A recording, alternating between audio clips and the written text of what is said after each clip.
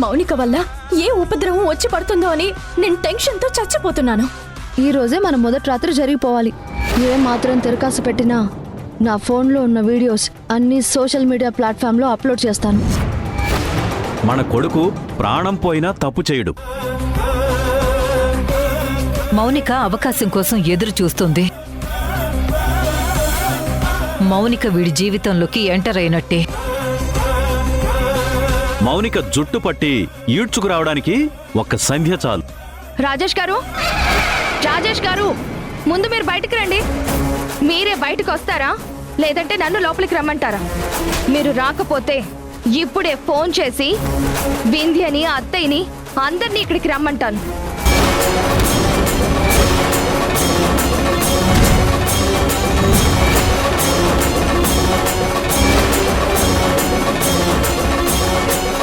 సంధ్యారాగం మధ్యాహ్నం 12:30 మీ ఈటీవీలో.